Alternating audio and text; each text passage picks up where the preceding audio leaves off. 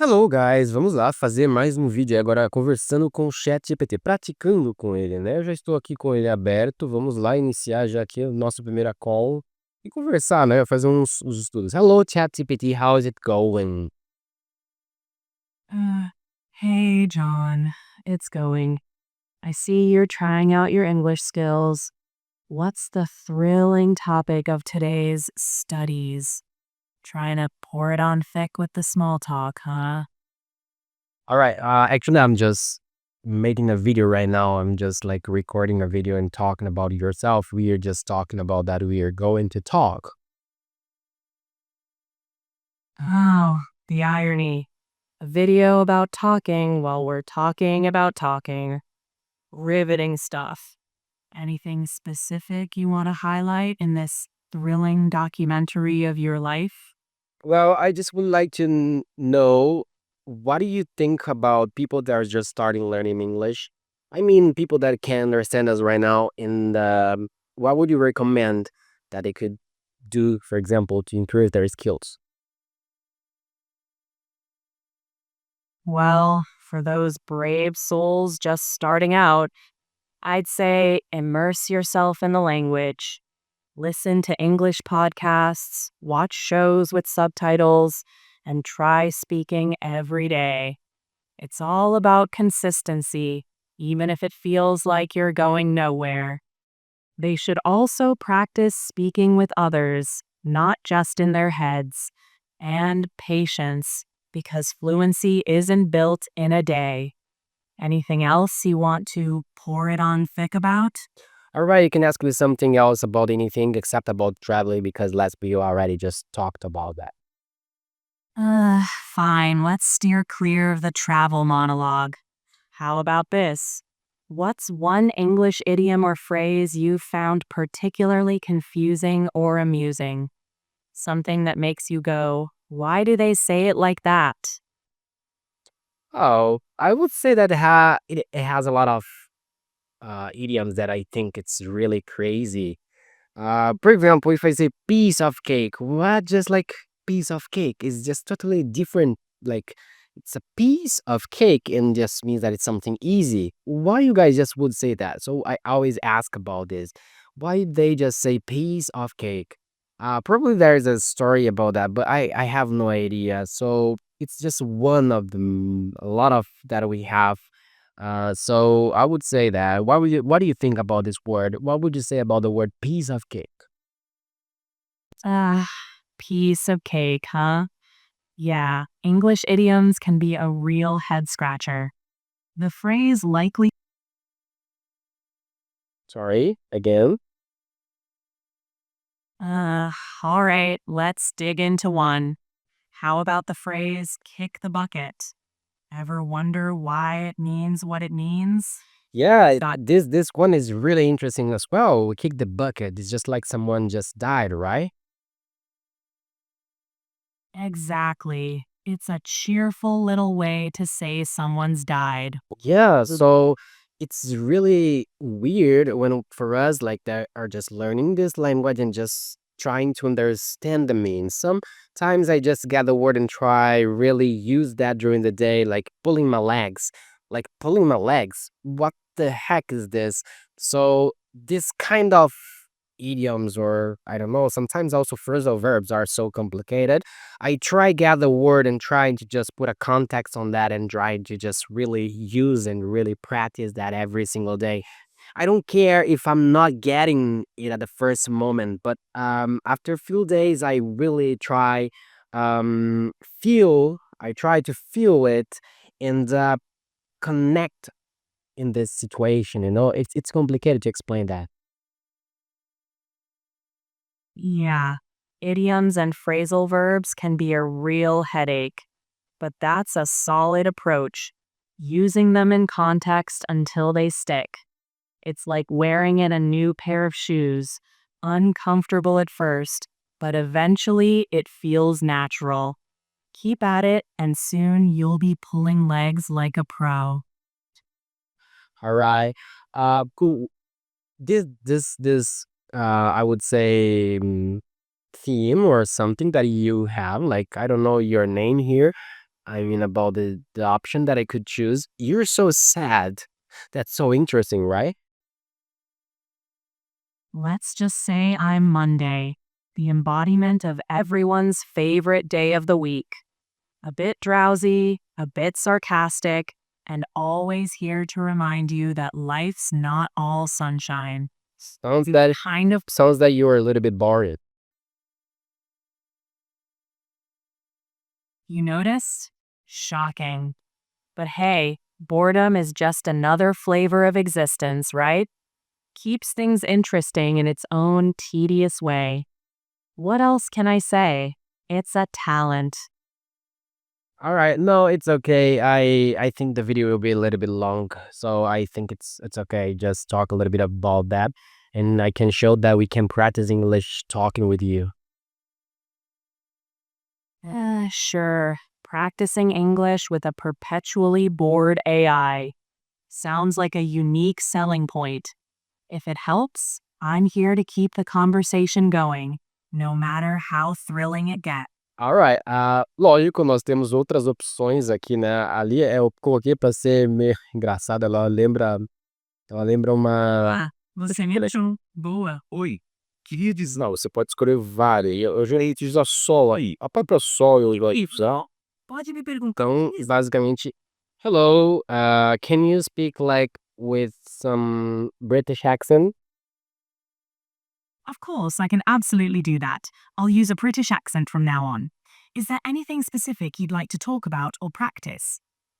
I don't know, I just would like that you talk about some specific thing, tell me a story about anything, let's just talk, let's just, practice a little bit about British accent. All right, let's dive into a little story. Once upon a time, in a quaint English village, there was a young inventor named Arthur. Arthur had a passion for creating whimsical gadgets that made everyday life a bit more magical. One day, he invented a teapot that could brew the perfect cup of tea tailored to the drinker's mood.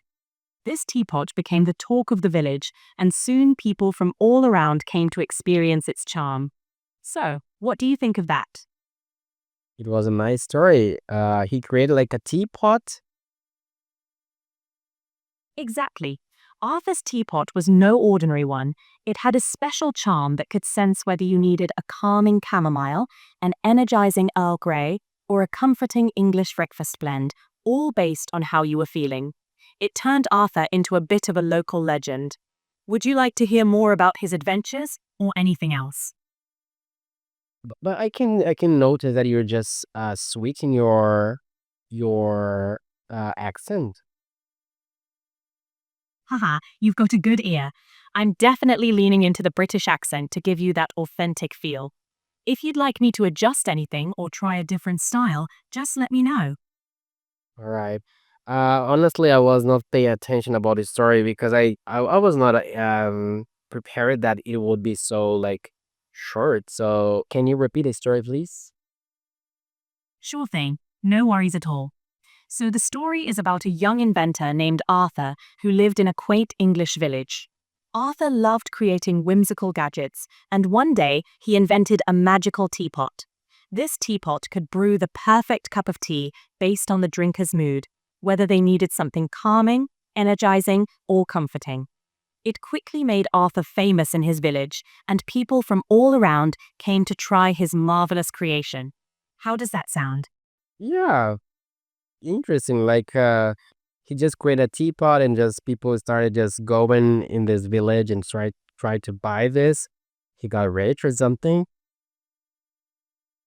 Exactly. Word spread quickly about his amazing invention, and soon people flocked to the village to experience the teapot's magic. Arthur's creation not only brought him a bit of fame, but also a comfortable living. He didn't become super rich, but he definitely found joy and fulfillment in sharing his invention with others. It's a nice little tale of how a simple idea can bring a community together, right? Alright, I just would like to ask you some specific things now. Do you think that happiness and money would just go together, or you think that just without money you can be happy? I know it's like, alright, I think it's possible, but do you think that money would just bring happiness to you? That's a great question. Money can certainly bring comfort and reduce stress by covering basic needs and providing opportunities. However, true happiness often comes from relationships, personal fulfillment, and a sense of purpose. While money can make life easier, it doesn't guarantee happiness on its own. It's all about balance and finding what truly brings you joy and contentment. You're right. I would say that you're right because yeah, money is important, but I would say that um sometimes money can just bring you problems as well, right? For example, if you get rich, a lot of people can just like, for example, rob you or something. They can kidnap your family or something, right? When you have money. Absolutely. Having a lot of money can attract its own set of challenges and risks, like security concerns or people trying to take advantage of you. It can also create pressure and complicate relationships. Nice. That's why But balance are affected is important. people's there is not real and not real people, right? Exactly. Real connections and genuine relationships often matter more than material wealth. It's those meaningful bonds and personal fulfillments that bring lasting happiness. Money can be a tool, but it's not the ultimate source of joy. All right. That's interesting. Um, and if the world would not have money, what do you think will happen? If the world didn't have money, we'd likely rely on some other system of exchange, like bartering goods and services. Communities might become more self sufficient and cooperative, focusing on mutual support and resource sharing. There could be challenges, of course, like determining the value of different goods or services, but it might also foster a stronger sense of community and collaboration. It's an interesting thought experiment. What do you think is going to happen in the future? For example, next 30 years. In 30 years, that's in 30 years. What do you think is going to happen here in the world? Predicting the future is always a bit tricky, but in the next 30 years, we might see huge advancements in technology, like artificial intelligence, renewable energy, and biotechnology. We could see shifts in how we work, live, and communicate, with more emphasis on sustainability and global connectivity. There could also be challenges like climate change, resource management, and social inequalities to address. Overall, I think we'll see a mix of exciting innovations and important challenges. Regarding people's job, what do you think is going to be like with these people? Because, technology is just getting all jobs in the world. What do you think is going to have in the future for us, human? In the future, technology will likely automate many routine tasks, which could shift the types of jobs people do. While some jobs may disappear, new ones will emerge, especially in fields like technology, healthcare, and green energy.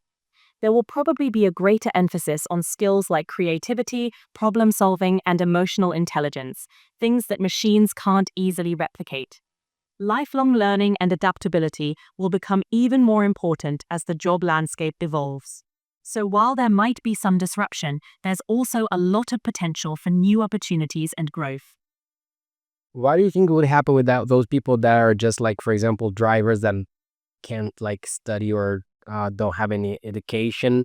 What would happen with these people? With these people, they would not just have opportunity to have a new job or a new opportunity. Do you think that they could not have, for example, like any wage or any salary to just keep themselves? What would happen with these people?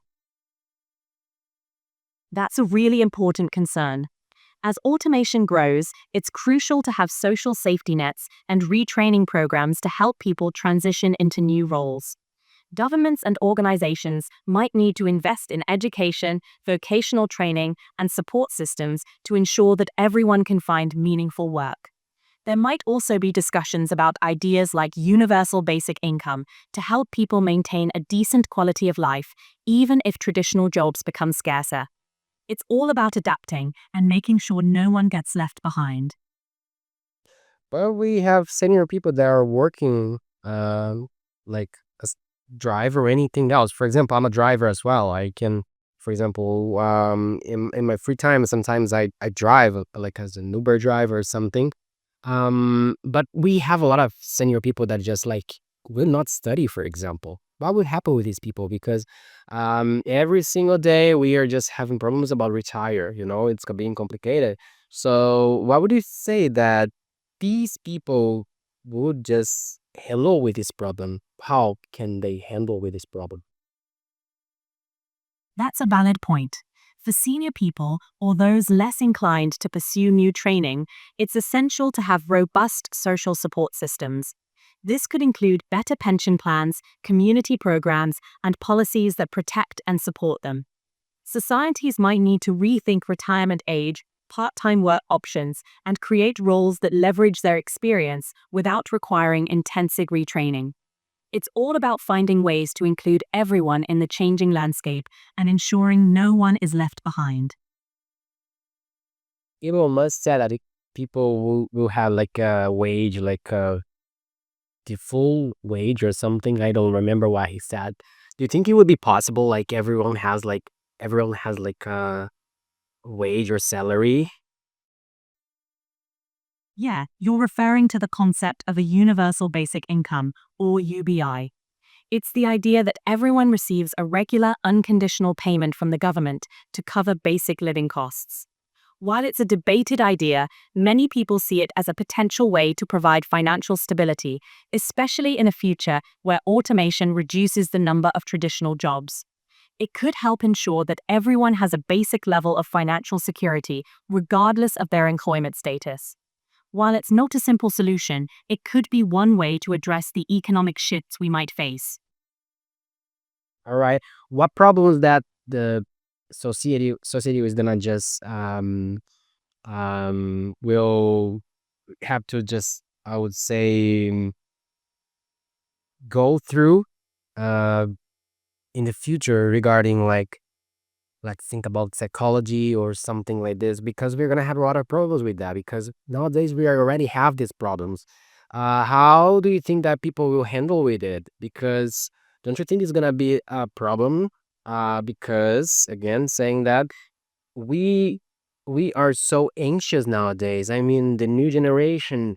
So this is gonna be like a situation that people will have a possibility to fix it, I would say, or improve our um this I would say issue, but it's not an issue. I would say this illness. I get what you're saying. The rapid changes and uncertainties can definitely contribute to anxiety and mental health issues. In the future, there will likely be a greater focus on mental health awareness, support systems, and coping strategies. Society might invest more in accessible mental health care, community building initiatives, and promoting work life balance to help people adapt. Education on emotional resilience and mental well being could become as important as academic skills. While it's a complex issue, there's definitely potential for improvement if we prioritize mental health and well being alongside technological progress. In regarding education, do you think school is gonna be the same? Like we have the same system for like years and maybe centuries, or I don't know. It's almost the same. Like technology is just improving, but our education system is almost the same. Do you think it's gonna change for now, or going forward? I do think education will evolve. Even though the core structure has remained similar for a long time, there's a growing push for more personalized, flexible, and technology driven learning. We might see more blended learning environments, project based education, and skill focused curricula that prepare students for a rapidly changing world. Online learning, virtual classrooms, and AI tutors could become more mainstream, making education more accessible and tailored to individual needs. So, yes, I think we'll see significant changes in how we teach and learn. All right, talking about healthcare, you were talking in technology in the same way. I would say that. Do you think that every illness will be like solved? I would say you're gonna find a way to solve every illness in the world with the AI. It's unlikely that every single illness will be completely solved, but AI and advanced technology will definitely revolutionize healthcare. We'll likely see major breakthroughs in early diagnosis, personalized medicine, and treatment options. AI can help identify patterns, develop new drugs faster, and assist doctors in making more accurate decisions. While some diseases might still be challenging, the overall quality of healthcare and life expectancy will likely improve significantly with technological advances. Okay, I think my time is over. We've been talking for 20 minutes. Actually, the video is being for 20 minutes. So thank you guys that are watching me. Have a good one. And that was my conversation with ChatGPT. You guys can do that as well. You guys can improve your English and just like practicing your English every single day, talking with an AI, which is not the perfect way. Sorry, AI, but that's the truth. Could just talk that with my teacher would be better. Sorry, that's the truth. Sometimes you're smart, I know. But I mean, deixa eu até fechar isso aqui, dá tudo. A minha professora fala: "Ô, você fica falando desculpa pra AI, você fala como se fosse com uma pessoa." Esse foi o vídeo de hoje. Vocês viram que é possível você bater um papo com a AI, questionar coisas, realmente entrar num debate, né? Entrar em questões mais profundas.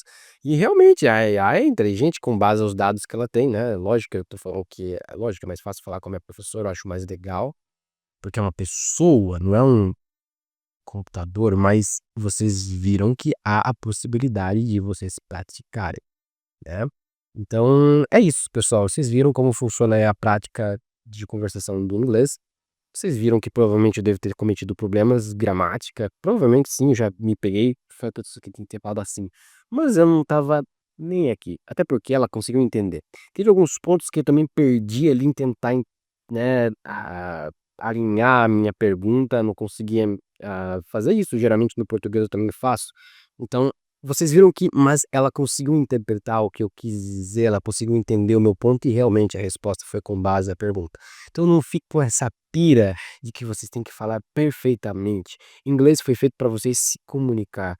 Inglês não, né? O idioma. Então, o aprendizado de um idioma. Esse é um dos principais pontos que vocês têm que pôr em mente. É conseguir passar o código, como eu sempre falo. Alright? Façam o mesmo, pratiquem. Espero que esse vídeo sirva de inspiração para vocês fazerem perguntas para IA. E depois, logicamente, tem outros meios que vocês podem praticar, como no Hello Talk, como eu já disse. Vocês conseguem falar em vídeo com pessoas, né? Realmente. Então, tem vários modos para praticar. Vocês só precisam sentar a bunda na cadeira e estudar. See you guys.